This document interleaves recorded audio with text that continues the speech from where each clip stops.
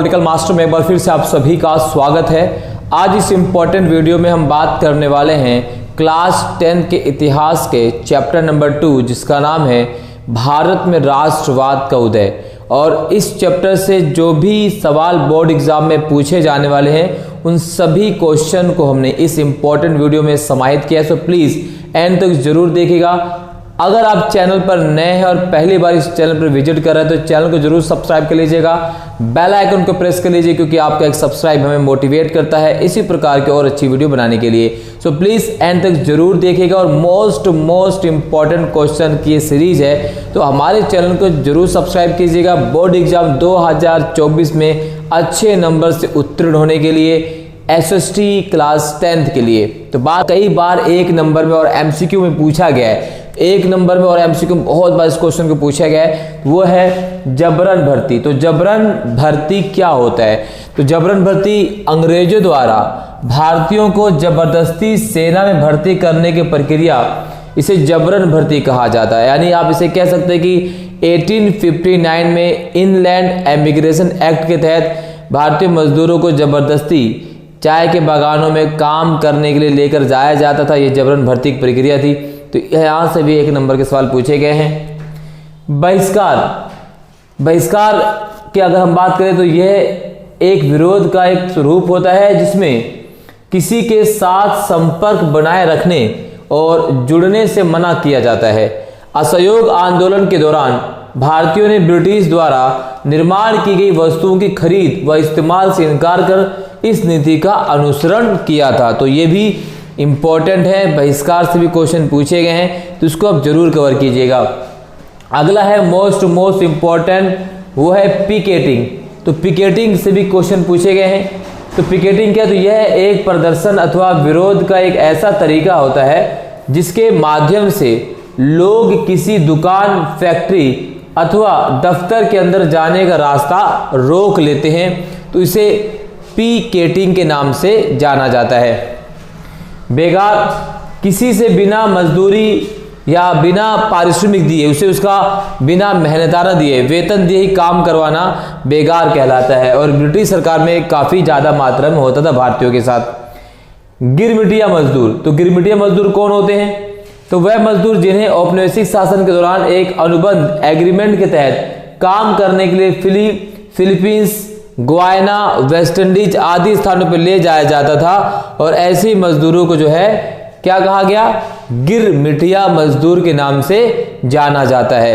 यानी वो मजदूर जिन्हें ब्रिटिश शासनकाल के दौरान बाहर देशों में, औपनिवेशिक शासनकाल के दौरान बाहर के देशों में जैसे Fiji, Chile, Guyana, West Indies जो है लेकर जाया गया। सत्याग्रह, तो यहां से भी एक नंबर में कई बार जो है सवाल पूछे गए कि सत्याग्रह क्या है। सत्याग्रह दो बातों, सत्य को शक्ति पर आग्रह और सत्य की खोज पर बल दिया जाता है।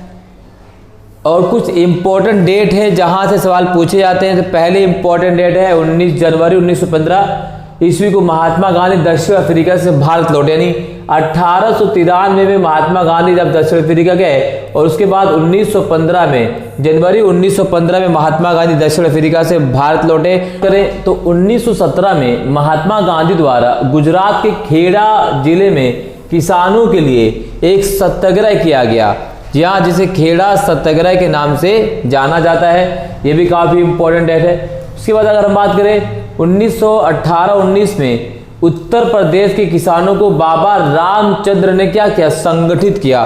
तो कई बार सवाल पूछा गया कि उत्तर प्रदेश के किसानों को किस नेता द्वारा संगठित किया गया था? तो बाबा रामचंद्र के द्वारा। यहां से सवाल पूछे गए हैं।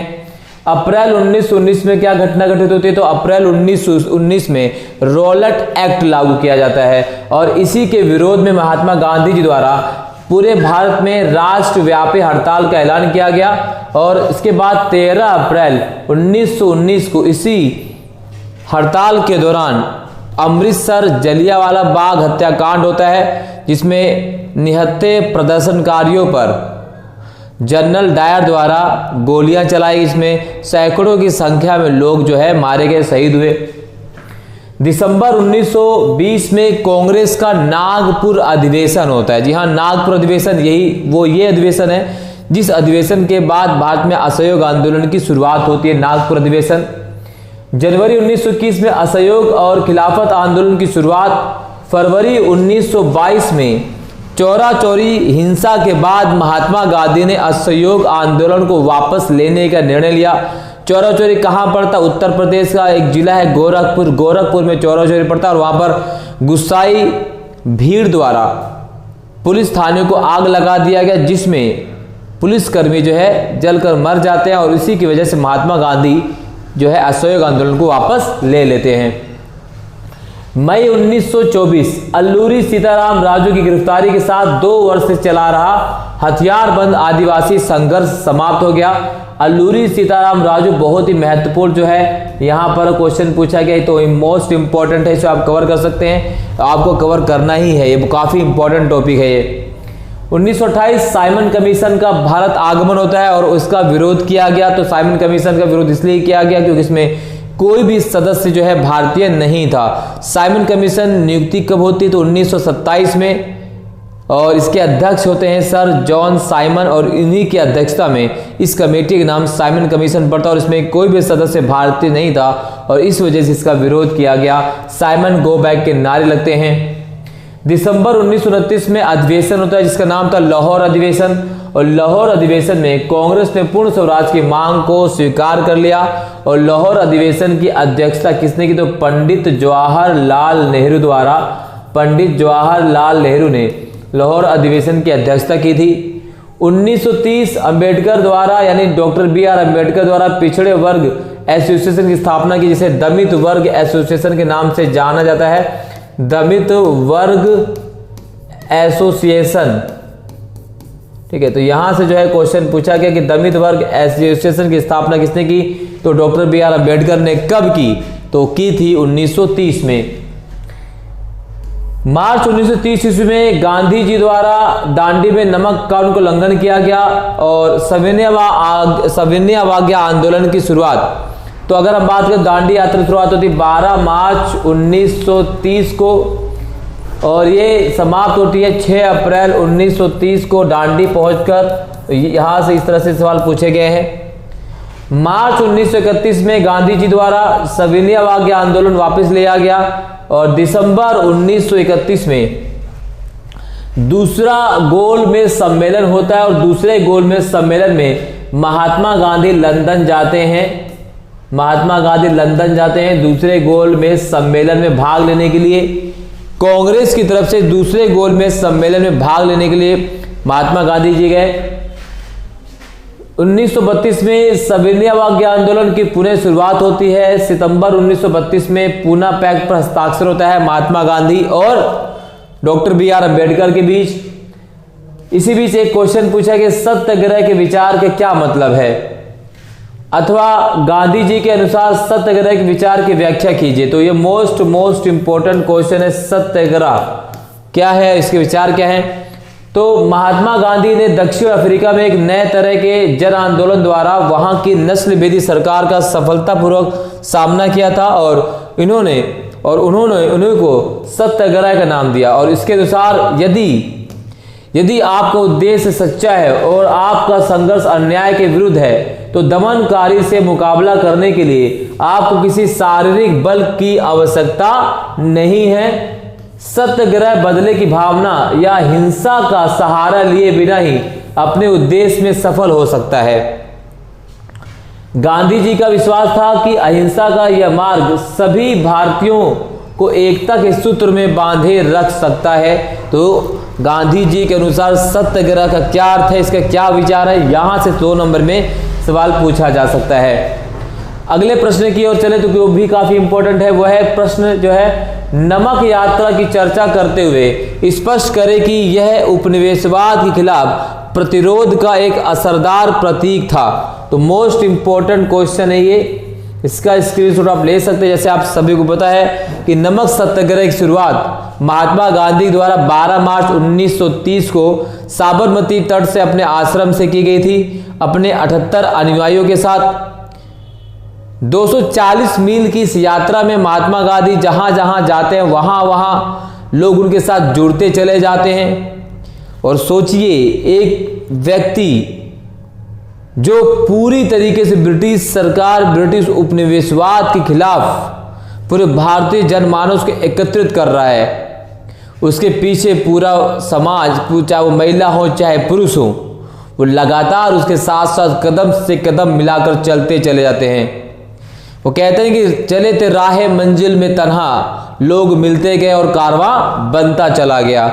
इस तरह से महात्मा गांधी 6 अप्रैल 1930 को दांडी पहुंचते हैं और प्रतीकात्मक रूप से केतली में नमक उबालते हैं और नमक कानून का उल्लंघन करते हैं। और ये सत्याग्रह वास्तव में महात्मा गांधी को पूरी तरीके से पूरे विश्व में जो है प्रसिद्ध बना जाता है। और इस सत्याग्रह में महिला पुरुष हर व्यक्ति ने महात्मा गांधी का साथ दिया।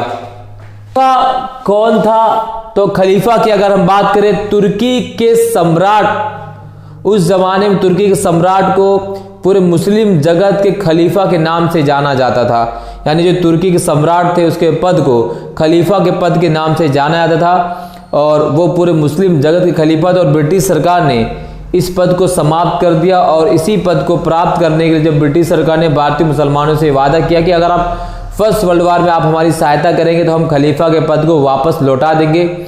और जब खलीफा के पद को, खिलाफत को वापस नहीं लौटाया गया तो मोहम्मद अली और शौकत अली द्वारा 1919 में ब्रिटिश सरकार के खिलाफ खिलाफत आंदोलन की शुरुआत की गई। इस तरह से सवाल पूछा गया कि खिलाफत आंदोलन किसने शुरू किया? अली बंधुओं ने, मोहम्मद अली और शौकत अली। क्यों? क्योंकि ब्रिटिश सरकार ने वादा खिलाफी की थी। तो बहुत इंपॉर्टेंट क्वेश्चन है, कई बार सवाल पूछा गया है। असहयोग आंदोलन के कार्यक्रम को कब और कहां स्वीकृति मिली? तो असहयोग आंदोलन को जो कार्यक्रम उसे स्वीकृति मिलती 1920 के नागपुर अधिवेशन में। यहां से मैप में पूछा गया क्वेश्चन, ये मैप में भी आता है।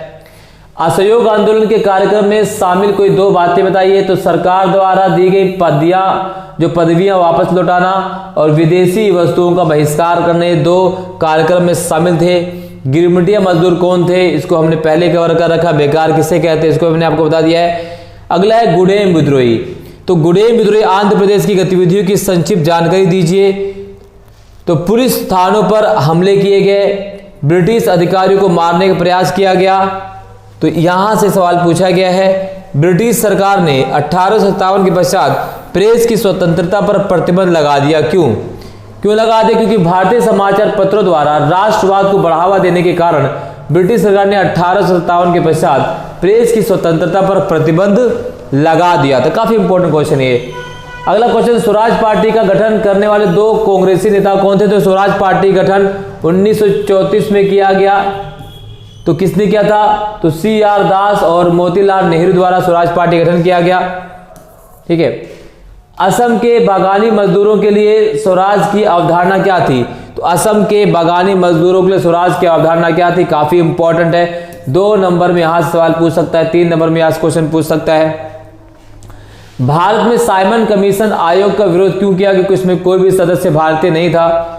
पूर्ण स्वराज को औपचारिक रूप से कब और कहां स्वीकार किया गया? तो 1929 के लाहौर अधिवेशन में से स्वीकार किया गया था।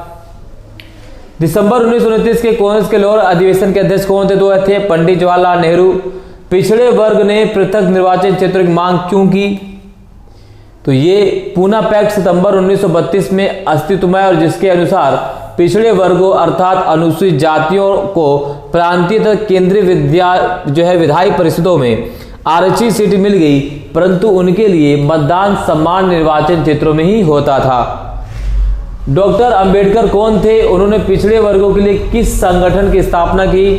तो डॉक्टर अंबेडकर पिछड़े वर्गों के मसीहा थे और 1930 में उन्होंने दलित वर्ग एसोसिएशन, डिप्रेस्ड क्लास एसोसिएशन की स्थापना की। द फादर, अगर हम बात करें the father of the constitution, doctor BR Ambedkar. Vande Mataram गीत कब और किसने लिखा? तो वंदे मातरम गीत 1870 के दशक में बंकिम चंद्र चटर्जी चट्टोपाध्याय ने लिखा। अल्लूरी सीताराम राजू कौन थे? मोस्ट इंपॉर्टेंट क्वेश्चन है ये, 3 नंबर में यहां से सवाल पूछ सकता है। अल्लूरी सीताराम राजू 1 नंबर में यहां से क्वेश्चन पूछा गया। तो बहुत ही इंपॉर्टेंट जो ये अगर हम बात करें क्वेश्चन है ये। इसी बीच अगर हम बात करें तो असहयोग आंदोलन किस प्रकार शहरी मध्यम वर्ग की हिस्सेदारी के साथ शहरों में शुरू हुआ और आर्थिक मोर्चे पर इसके प्रभाव की व्याख्या कीजिए। मोस्ट इंपॉर्टेंट क्वेश्चन ये।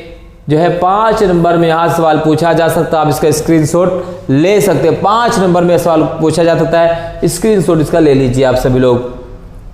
चलिए नेक्स्ट, इसी बीच अगर हम बात करें तो असम में बागानी मजदूरों की महात्मा गांधी के विचारों और स्वराज के बारे में अपनी अवधारणा थी, तर्क देकर कथन की पुष्टि करें। तो कई बार क्वेश्चन पूछा गया है, तो मोस्ट इंपॉर्टेंट क्वेश्चन है ये। 2 से लेकर 4 नंबर में इस क्वेश्चन को पूछा जा सकता है, तो इसे आप स्क्रीनशॉट ले लीजिए। नेक्स्ट क्वेश्चन है 1929 के लाहौर के कांग्रेस सत्र पर एक टिप्पणी लिखी। तो लाहौर के कांग्रेस सत्र से भी कई बार जो है यहाँ से पैसेज भी आ सकता है, गद्यांश भी आ सकता है, और कथन और कारण भी पूछे जा सकते हैं। तो ये लाहौर अधिवेशन जो था उसका पूरा जो है व्याख्या पर दी कि अधिवेशन कब हुआ, इसका मुख्य उद्देश्य क्या था, इसकी अध्यक्षता किसने की, सब कुछ इसमें समाहित है। तो काफी इंपॉर्टेंट क्वेश्चन है। अगला है सविनय अवज्ञा आंदोलन के स्वरूप पर विचार कीजिए और इसकी प्रगति वापस लेने के निर्णय का वर्णन करते हुए इसका महत्व विकल्प के जो है विफलता कारण बताइए। महात्मा गांधी ने सविनय अवज्ञा आंदोलन को वापस लेने का निर्णय क्यों लिया, स्पष्ट कीजिए। मोस्ट इंपॉर्टेंट है यह क्वेश्चन भी। तो ये सभी जो है आपको कवर कर लेना है, सभी स्क्रीनशॉट ले लीजिए। डिक्टो आपको उत्तर लिख के आना है, बहुत ही इंपॉर्टेंट क्वेश्चन है ये। ठीक है, तो ये सारी चीजें आपको कवर करनी है, असहयोग आंदोलन से संबंधित सभी चीजें। अगला क्वेश्चन पूछा गया है कि सविनय अवज्ञा आंदोलन में निम्नलिखित सामाजिक वर्गों की भूमिका का वर्णन कीजिए। राष्ट्रवाद के उदय से जितने भी इंपॉर्टेंट क्वेश्चन पूछे जा सकते हैं, जहां से सवाल आ सकते उन सभी को हमने इस कंप्लीट इंपॉर्टेंट लेक्चर में, इंपॉर्टेंट वीडियो में जो है शामिल किया है। और इस चैप्टर से अगर मैप के क्वेश्चन की बात करें तो मैप अगर हम बात करें तो मैप जहां से आता है वो भी मैं आपको बता देता हूं। मैप कहां से पूछता है, वह है आपका नागपुर अधिवेशन। कांग्रेस का नागपुर अधिवेशन कहां पर हुआ था, 1929 का लाहौर अधिवेशन। 1929 का लाहौर अधिवेशन। चौरा चोरी हत्याकांड, चौरा चोरी गोरखपुर उत्तर प्रदेश, इस चैप्टर से। और अगर हम बात करें तो जलियांवाला बाग हत्याकांड, जलियांवाला बाग हत्याकांड। तो ये 4 चीज है जो इस चैप्टर से मैप में आता है। और 1920 का बंगाल का कांग्रेस का बंगाल अधिवेशन में यहाँ से क्वेश्चन पूछा गया है। तो ये मैप के सवाल जो इस चैप्टर से आते हैं, इससे बाहर मैप नहीं आएगा इस चैप्टर से। आई होप ये वीडियो आपको पसंद आई। अगर पसंद आई तो लाइक शेयर कमेंट जरूर कीजिएगा। और आप सभी से रिक्वेस्ट है, चैनल पर नए हैं तो जरूर सब्सक्राइब कीजिए, सपोर्ट कीजिए। आपकी सपोर्ट की बहुत दरकार है। बहुत बहुत धन्यवाद। जय हिंद।